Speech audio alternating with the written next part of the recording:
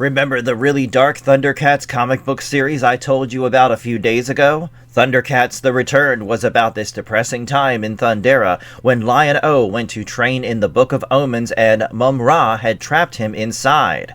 Lion-O reemerged 5 years later, not knowing so much time had passed, and saw the Thundercats enslaved by Mumm Ra, the new ruler of Thundera. Though Lion-O manages to set things right again, a lot of damage happens under Mumm Ra. A major side effect of Mumm Ra's rule was that Wilykat had convinced himself that his friends would not win against him and chose to betray the Thundercats. Instead of his freedom, like Mumm Ra had promised, Mumm Ra had shoved him into his cauldron and he was assumed dead. He was not actually dead though, and Mumm Ra hoped to use him as a pawn. There is a sequel to this crazy story, and it is set a whole decade later. I got my hands on it and have read it cover to cover, so hold on to your seats as I am going to tell you all about Thundercats, Dogs of War.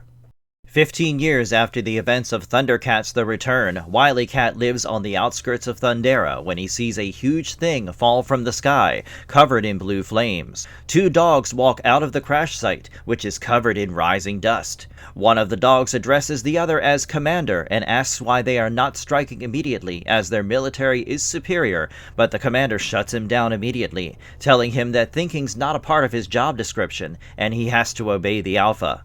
He then adds that their master wanted to check out the creatures to see if they have any fight in them. If they do, they would be enslaved, and if they don't, they would be part of the cuisine. These humanoid dogs ride velociraptor-like creatures too, and the commander, seated on one of them, commands his soldier to kill anything that moves and mark their territory with blood, as New Thundera now belonged to the war dogs. Wilykat watches this all with some amusement, as he is sure that the Thundercats would send the dogs away with their tails tucked between their legs. As the dust starts to clear, he sees the massive ship of the war dogs, their numerous technologically advanced tanks, and clearly superior military force. This makes him rethink the whole situation. Meanwhile, in the royal palace of New Thundera, two kittens try to pilot Wilykat's hoverboard, despite their fears of getting caught and punished for it. They manage to get the surfboard to levitate, but like all siblings, begin fighting. Their fight and indecision propels the hoverboard right into the throne room, where they crash into a bunch of vases. The two get up, groaning about their numerous injuries, but they don't let a sprain or two stop them, and decide to take another go at it. One of them suggests stealing the other hoverboard, when suddenly Wilykat's arrival stops their scheming. Wilykat starts screaming at them as Panthro and Snarf arrive. Panthro has no sympathy for her, as he has no idea why she agreed to babysit the kittens in the first place. Wilykat continues her scolding, threatening worse punishment if they wake the king from his sleep.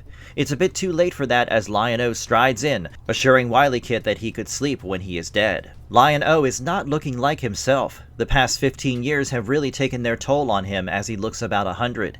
His face is full of wrinkles and his hair has gone white. Wilykat apologizes for the kittens, and Lion-O has no trouble forgiving them, as he still remembered the Thunder kittens that used to love getting into trouble.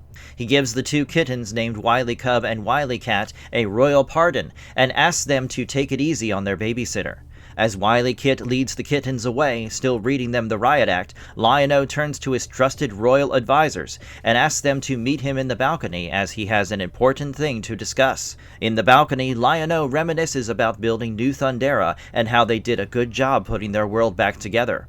He has also been feeling that his end is near, so he wants to step down from the throne. Snarf and Panthro are shocked to hear it, and Snarf grabs his hand, asking if he's serious. Lion-O is as serious as could be. He had fought his battles, vanquished all his enemies, from Mumm Ra to the lunatics, and established a utopia for his people. He saw no point in continuing to rule, so he tells Snarf that the next day he would announce his retirement and name his successor.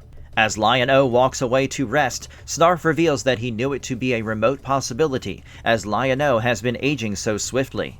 Snarf's theory is that his body is confused after being trapped in the Book of Omens for so long, and is trying to compensate by speeding the aging process. Snarf blames himself for allowing Lion-O's training for 5 years, but Panthro reminds him that Lion-O would give his life over and over again for the well-being of his people. As they look out at the sky, Panthro mistakes a landing dog spaceship to be a falling star and wonders if that means their luck is about to change. Snarf adds that they must be having the luckiest day, as it's the third falling star he had seen. In the courtyard, Wilykat asks the guard to be let in to see Lion-O.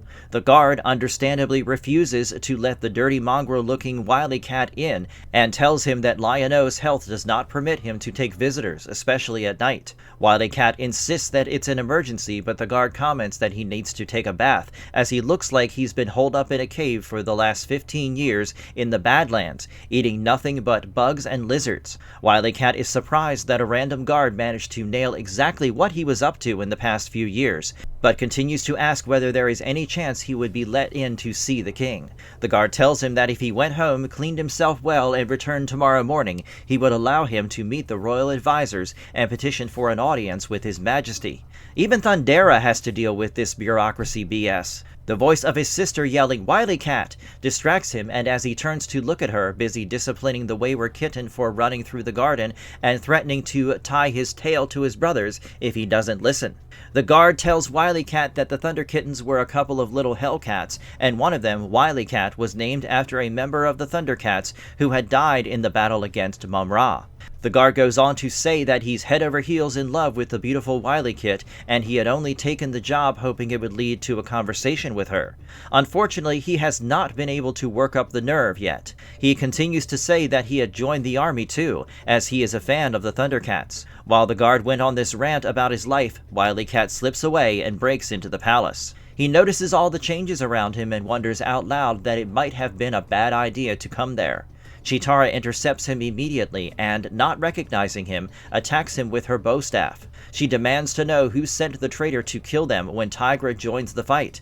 Wilykat explains that he might have been a traitor, but he is not a killer, and that he has spent the last 15 years trying to make amends. Tigra listens to him and pauses the fight, but Cheetara traps him with her staff. Tigra stops her too, and grabbing the intruder's face, realizes it is Wilykat. They are both shocked to see him alive, but Wilykat wishes he was dead, as he had betrayed everyone he loved. Tigra is ready to forgive him, as he knew all the ordeals they went through under Mumm Ra's rule, and reminds him that they all got through it together. A loud boom interrupts the reunion, and Wilykat remembers that he's there to warn them about the upcoming danger. Cheetara, who has the ability to see in the future, had also been seeing visions of an impending doom, and as she looks out the window, her worst fears are confirmed. The city has been completely destroyed by the dogs and their army. Desperate times, desperate measures. No part of New Thundera is spared in the rampage of the dogs. The capital city, outlying settlements, and underground are all targeted. Doberlord, the supreme alpha of the war dogs, watches on from his war room from the flying Doberliner. One of his soldiers reads out a surrender message from Thundera.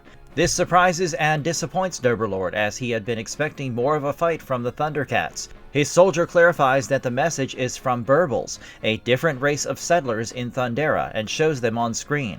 Imagine teddy bears wearing armors. That is what Burbles look like. As they were too small to be slaves and too metallic to be food, Doberlord asks his soldier to release the Lizarians onto them.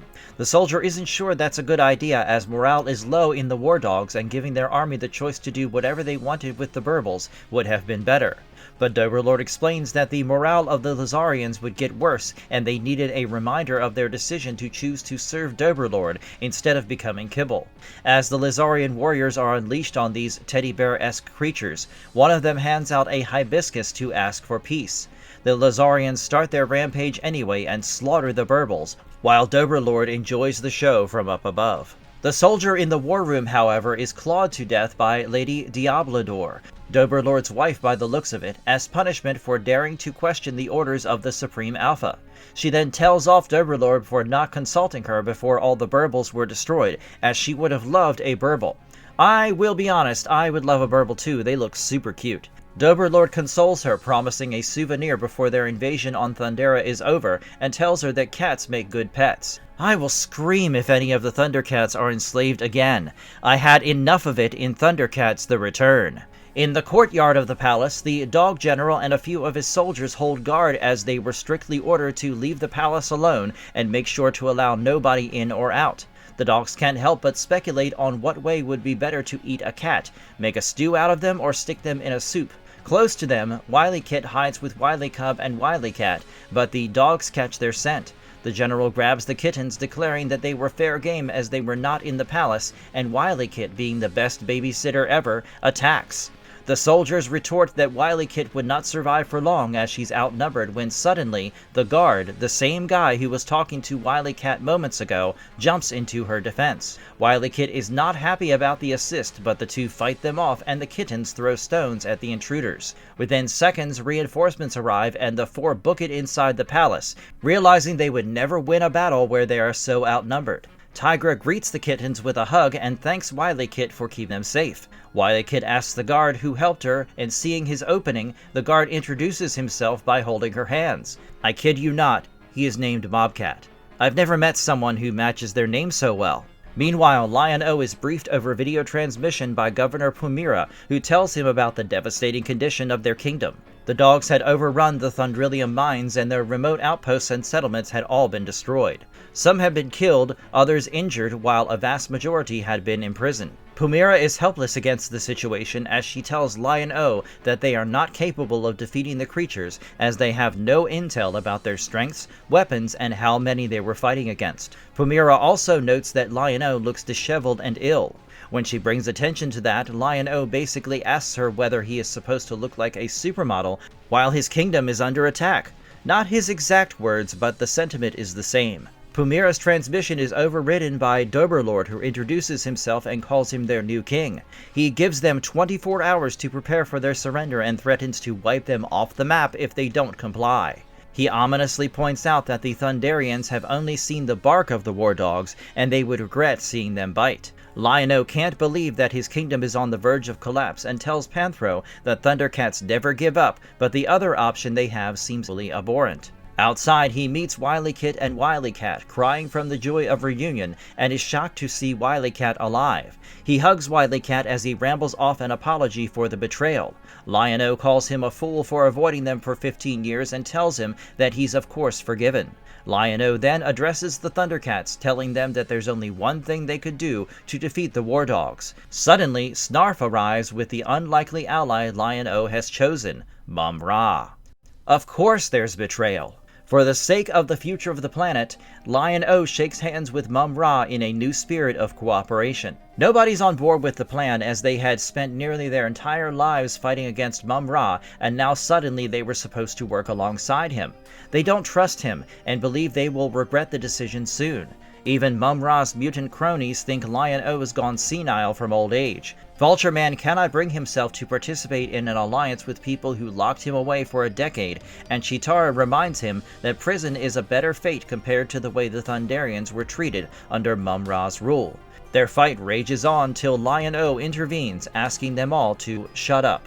Lion-O offers Vulture Man a chance to fight him right then and there, offering him the chance to lead the Thundercats if he manages to defeat him.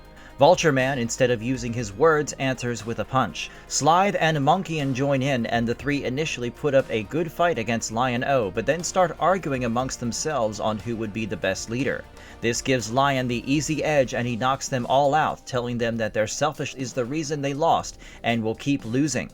In the spirit of new beginnings, Lion-O promises to send Vulture Man and his mutant back to Plundar if they agree to help him get rid of the war dogs. The mutants agree immediately, desperate to go back home. Seeing the happy alliance happening in front of his eyes, Mumm Ra asks Wilykat if he still remembers all the good times they had together. This guy knows rage baiting.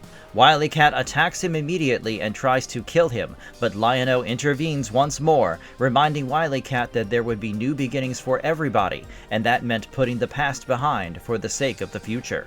Not that far off, the Doberliner prepares to land and commanders and generals make sure the soldiers are all standing in attention. It is clear that the Lazarians are enslaved as they are beaten for minor errors like not standing up straight. Doberlord gets off the Doberliner, enjoying the sight of New Thundera. General Lupus, Doberlord's right-hand man, asks whether the Thundercats accepted his rules of surrender. Doberlord knows that the Thundercats will not surrender so easily, so he tells them that he has made some other arrangement. The general catches on and asks whether he has recruited a traitor, but Doberlord laughs as he has not one but multiple traitors helping him. He thinks the Thundercats should not expect anything less as they had joined hands with their enemies. In the royal palace, the Thundercats prepare for battle and Panthro fixes the Thunder Tank. Wilykat asks why Lion-O looks so haggard when they know about a fountain of youth on Third Earth. Panthro replies that the fountain had disappeared into thin air and they could not find it. Wilykat hates all the changes around him, especially Bobcat's inclusion, as he doesn't like the way he looks at Wilykat. Panthro tries to calm his worries as he feels that Bobcat is a good addition. Wilykat lurks into the room asking if any of them need a hand, but Wilykat hates Vulture Man and insults him. Before Panthro could tell Wilykat off for his rudeness, Lion-O and Mumm Ra enter the room, claiming to have a solid plan. Their plan's pretty simple. Mumm Ra would disguise everybody as dog soldiers and they would take Lion-O as his prisoner to infiltrate the Doberliner. They would first knock out the soldiers in the guard and steal their weapons and uniforms. Once they caught Doberlord, it would be smooth sailing as they would have the upper hand. Lion-O commands the Thunder Kittens to stay in the palace and stay out of trouble. Cheetara isn't on board with the plan as she thinks taking Doberlord hostage would make them no better than Mumm Ra. Lion-O asks her to come up with a better plan quickly if she has any problems with the current plan. With time of the essence, they all agree to follow the plan. Bobcat begins phase 1 of the plan and starts knocking out the dog soldiers. He doesn't have to fight for long though, as Mumm Ra arrives and gets them all knocked out with a simple spell. Cheetara, Bobcat, Mumm Ra, Slythe, Jackalman, and Vulture Man wear the uniforms of the soldiers, and Mumm Ra disguises them all as dog soldiers. Once they reach the entrance of the Doberliner, Lion-O reminds everyone why they were doing it, for Thundera, and Mumm Ra commands the guards to open the door for their new prisoner. At that moment, Lion-O realizes his cuffs were too tight for him to escape easily and tries to tell Jackalman, but Jackalman yells at him to stay quiet. He then kicks Snarf, who was hiding in Lion-O's cloak, like a football, claiming he always wanted to do that. Confused, Lion-O asks what Jackalman is doing, and Mumm Ra removes all of their disguises and asks whether it isn't obvious. Doberlord finishes his sentence and tells Lion-O that he's been betrayed. Wrong source of betrayal.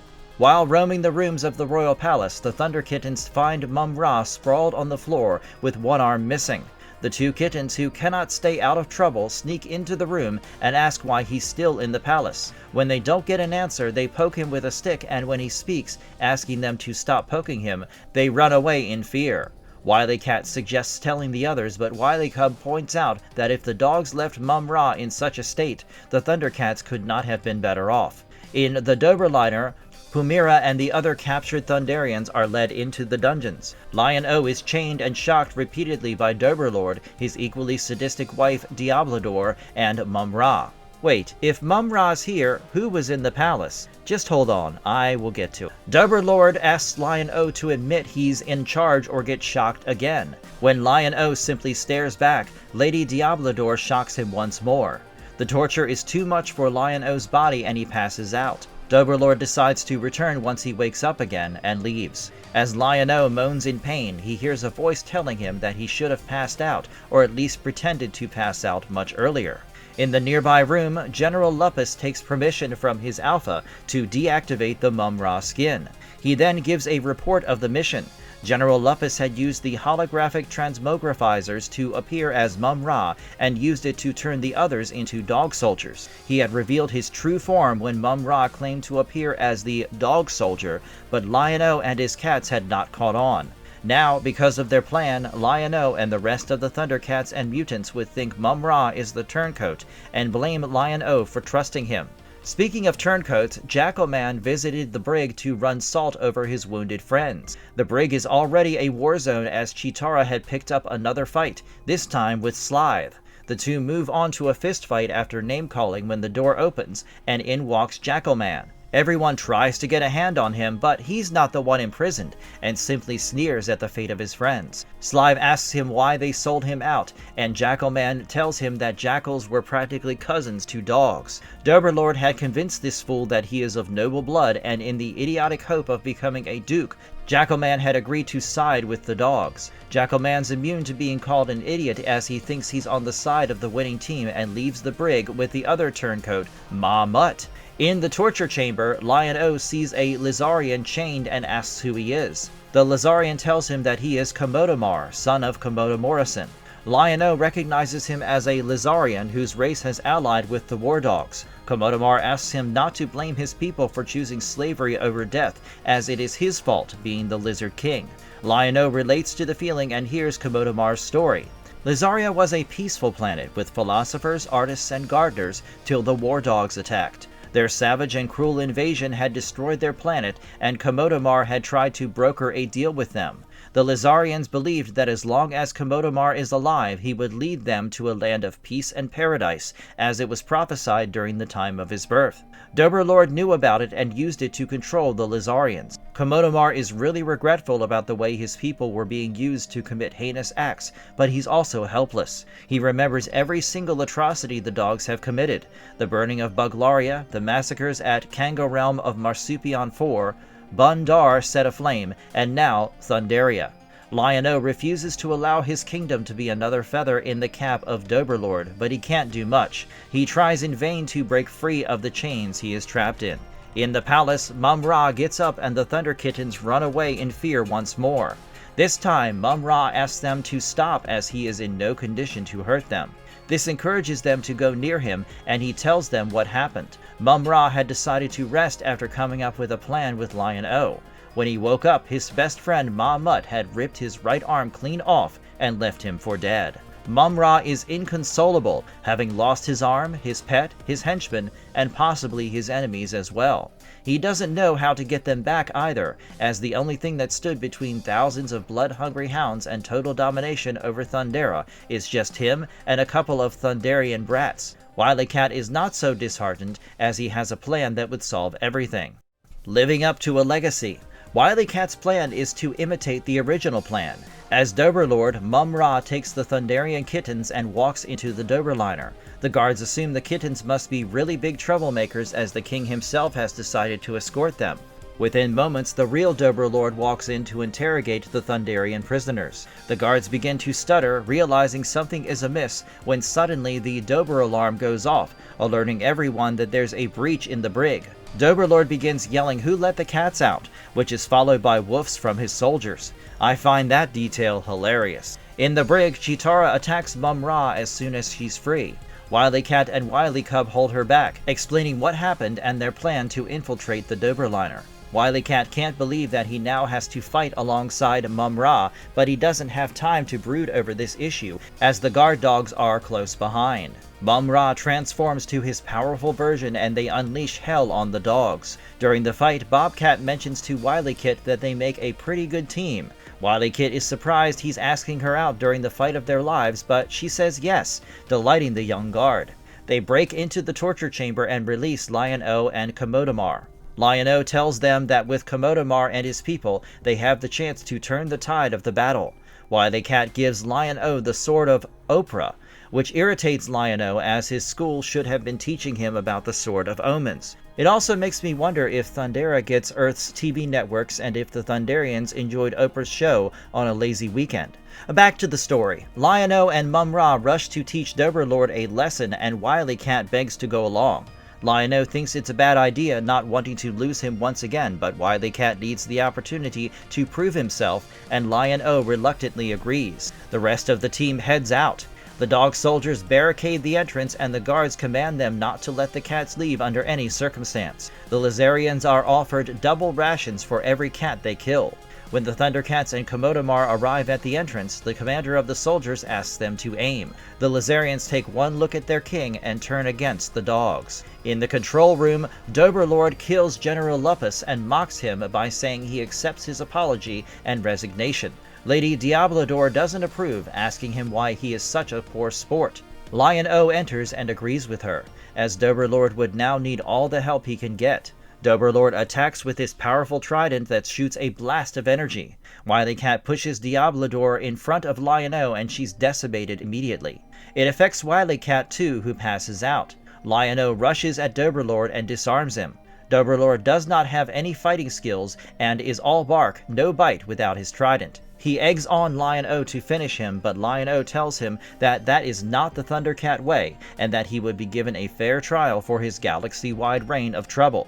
Before Lion-O could finish his speech about what's right and ethical, Mumm Ra kills Doberlord and declares that it's a good thing Mumm Ra's a bad guy. For once, I agree with Mumm Ra. They walk out of the Doberliner and see that the Lizarians had made the dog soldiers pay for enslaving them with a bit of help from the Thundercats. Moments later, Lion-O asks Komodo-Mar to stay in New Thundera and settle there, but Komodo-Mar has different plans. He decides to use the Doberliner to go back to the planets they had destroyed and try their best to undo their deeds. Lion-O then turns to Vulture-Man and gives him one of the smaller war dog ships to return to Plundar. Vulture-Man is overcome by gratitude and thanks Lion-O for finding it in his heart to forgive them after everything they had done. Lion-O asks him to get out before he starts to remember them all. They decide to take Jackal-Man along as a manservant. Mumm Ra forgives Ma Mutt, unable to stay mad at the sweet brown eyes of the dog. Dog Dad Mumm Ra is a whole mood. Once the mutants were off planet, Cheetara wonders why they didn't kick them off sooner. Panthro brings up the matter of Lion-O's succession now that things are peaceful again, and Wilykat asks him not to talk about it while Mumm Ra is around. Lion-O overhears it and suggests giving a second chance to Mumm Ra, but Mumm Ra himself is against it. He tells him that the only reason he helped them is because he wants to destroy Thundera on his own terms. He promises to destroy the planet and its people and make Lion-O beg for his mercy, but along the way he has learnt to appreciate the cat and mouse game between them. Mumm Ra wonders why Lion-O hasn't figured out that life is short even after Mumm Ra had accelerated his aging process. Lion-O is shocked to learn that Mumm Ra is behind his aging. Mumm Ra then discloses he had destroyed the Fountain of Youth and reverse-engineered its water to accelerate his aging process. Mumm Ra wants Lion-O dead, but he wants to extend the game a bit longer, so he offers him the antidote. Wilykat is suspicious of the liquid, but Mumm Ra points out that if he wants to see Lion-O dead, all he has to do is stand back as Lion-O is aging like nobody's business. Lion-O seems to agree and sips the antidote. Meanwhile, throughout the adventure, Snarf had been hanging from a nearby tree thanks to Jackal-Man's kick. The story was unpredictable and it had me wondering who the traitor was right from the beginning. Mumm Ra's character growth was also surprising. One plot hole that I did find though was that Mumm Ra took down all the guards with a spell while helping Bobcat. If that was supposed to be General Lupus, how did he do that? Ignoring this tiny error, the story was fascinating. The art was good and consistent too, and delivered an awesome reading time. The color palette was a bit too gaudy for me, but that's just subjective. The only thing I wanted from this comic book though was Wilykat's journey. It could not have been easy betraying his entire kingdom, but we don't get what he was doing for 15 long years, and the story jumps right into his acceptance. I understand the Thundercats' perspective though. I would forgive a friend for their worst deed too if I thought they were dead. Anyway, what did you think of the comic book? Yay or nay? Let me know in the comments below, and if you liked the video, tap that thumbs up, subscribe, and ring that bell icon. I will soon be back with more awesome stuff to delight you guys, but until then, goodbye!